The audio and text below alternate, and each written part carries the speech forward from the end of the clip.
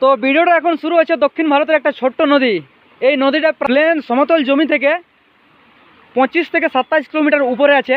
আর কে জানে এই জলটা কোথা থেকে আসছে।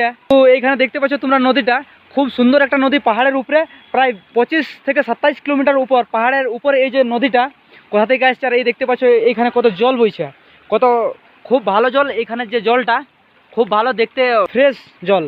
এরকম জল মানে অন্য কোথাও প্রায় দেখা যাবে না। এইখানে আসার পরেই তোমরা বুঝতে পারবে যে কেমন জলটা আছে যদি তোমরা আসো। তো দেখতে পাচ্ছ আগে দিকে অনেক লোকজন দেখাচ্ছে, এইখানে ট্যুরিস্ট ওরাও এইখানে অ্যাকচুয়ালি এখানে ওরা ঘুরতে এসছে। তো এই জায়গাটা হচ্ছে ট্যুরিস্ট প্লেস। তো এই জায়গাগুলো তোমাদেরকে আমি এর সাথে সাথে তোমাদেরকে দেখাচ্ছি, আরও দেখাচ্ছি উপর দিকে।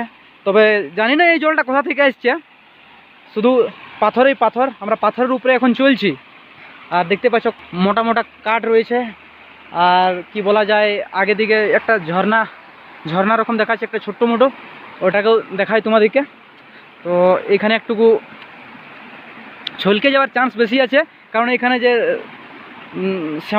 শ্যামাল প্রকৃতির একটা কিছু পাথরের উপরে পড়ে আছে, তার জন্য এখানে চলতে গেলে একটু সাবধানে চলতে হবে। তো বাকি তোমাদেরকে দেখাচ্ছি, ওইদিকে কিছু একটা ঝর্ণার টাইপের কিছু দেখাচ্ছে। আর বাকি এইদিকে গেলে যত সব টুরিস্ট এখানে এসে ফটো টটো ক্লিক করাছে। তো এইখানে দেখলে জায়গাটা কিন্তু খুব ভালো লাগবে। তো আমরা এখন ঝর্ণাটার পাশে পৌঁছে গেছি। এখানে একটা ছোট্ট ঝর্ণা, এখানে দেখো কিভাবে জলটা নিচের দিকে আসছে। আর এখানে অনেকজন ফটো তোলাতে এদিকে আগে দিকে যাচ্ছে, দেখতে পাচ্ছ একজন আছে।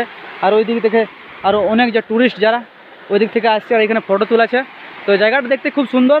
জানি না তবে কোথা থেকে এখানে জল আসছে, তবে জলটা খুব ঠান্ডা, জলটা খুবই ঠান্ডা। তো এই দেখতে পাচ্ছ তোমরা।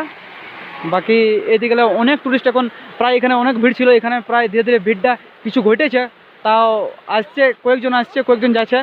তো তোমাদেরকে আমি দেখান দিছি যা যা এখানে পরিস্থিতি। এই দেখতে ফটো তুলছে এরা খুব সুন্দরভাবে। যাই হোক।